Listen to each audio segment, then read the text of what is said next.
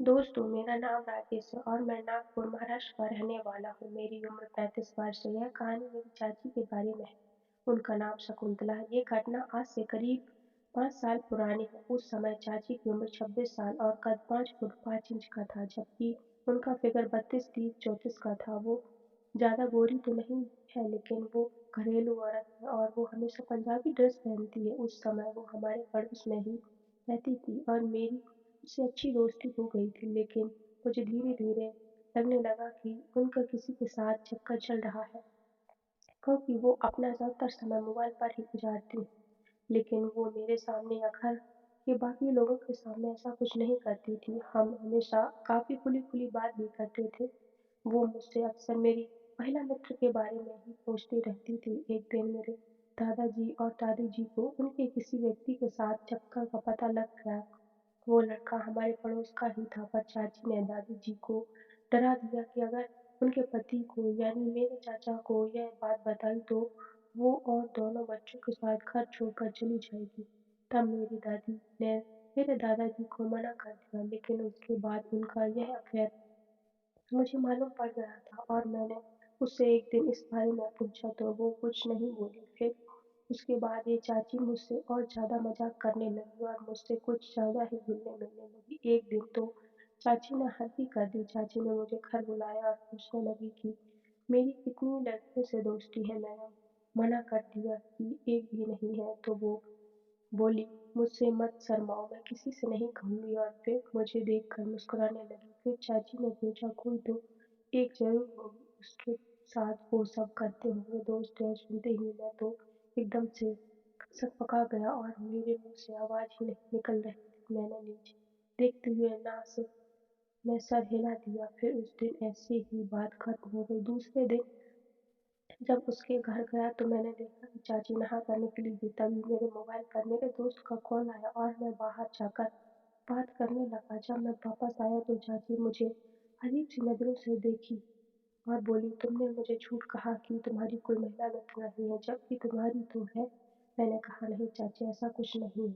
तब चाची बोली, लेकिन अभी बाहर जाकर किसी से बात कर रहे थे। लेकिन मैं मना कर रहा था कि ये आपकी गलतफहमी। पर वो बोली, मेरे सामने बात नहीं कर सकता था क्या तुम? मैंने चाची को विश्वास दिलाते हुए कहा, चाची, मेरी कोई महिला मित्र नहीं है, पर हाँ, मुझे एक लड़की पसंद है। चाची उस वक्त मुझसे 7-8 फीट की दूरी पर खड़ी थी और मैं बेड के नज़दीक खड़ा था। मेरा ऐसा कहते ही वो जोर से हंसती हुई मेरे तरफ दौड़ी और मुझसे टकरा गई और हम लोग एक साथ बेड पर गिर गए। चाची मेरी दाहिनी तरफ भी क्या सीन था, वो इस पर मुस्कुराहट देते हुए उठने लगी और उठकर आईने के सामने जाकर अपने बाल बनाने लगी। मैं उठा और धीरे-धीरे उसके पीछे गया और जैसे ही जाने लगा तभी वो मेरी ओर घूम गई और कहा, क्या कर रहे हो? मैं घबरा गया और बोला, घबराई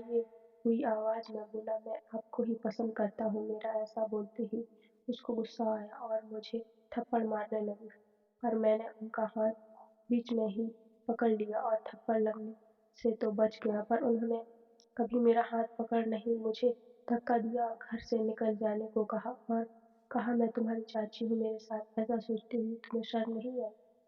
तुम्हें डर नहीं लगा? मैं सन्न हो गया। तब वो और कहने लगी, मुझे पता है तुम ये सब क्यों कह रहे हो। उन्होंने ऐसा इसलिए बोला क्योंकि जब उनके अफेयर की पोल खुली थी तो उस समय मैं वहीं था।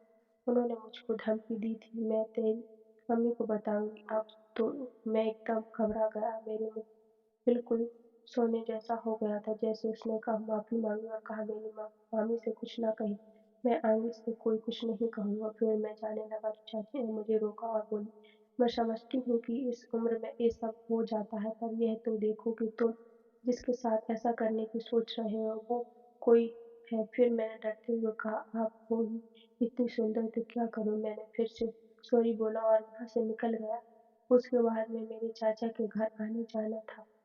उसके बाद तकरीबन 2 या 3 महीने बाद एक दिन चाची हमारे घर आई हुई थी।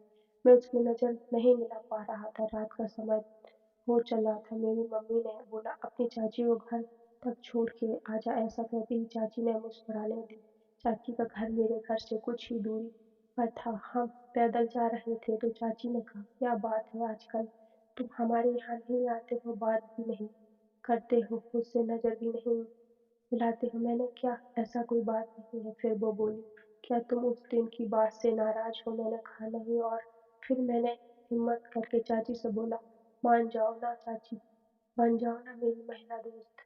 मेरी बात सुनते ही वो एकदम से मान गई था। शायद उस दिन उनका ऐसा करना दिखावा था। अगले दिन मैं चाची के घर गया। चाची रसोई में काम कर रही थी और बेहद खुश नजर आ रही थी और मुझे देखकर आनंद आ हो करो और बोली, क्या हुआ, क्या देख रहे, क्या चाहिए? मैंने कहा, वो चाहिए। मेरी बात सुनकर चाची मुस्कुरा दी। अब हमारे बीच की दूरियां खत्म हो चुकी थी और हम सब काफी अच्छे दोस्त बन चुके थे। फिर मैं उस दिन से ऐसी बात करके अपने घर आ गया। दूसरे दिन मैं फिर से उनके घर गया और आते ही मैंने वो कर दिया। अब वो हंसने लगी और एक मुस्कुराहट देकर अपने काम में लग गई। दादी जी बाहर बैठी थी और चाची रसोई में थी। मैं रसोई में गया और चाची को बोला, दूध पीना है? वो बोली, अभी नहीं, दादी जी घर पर है।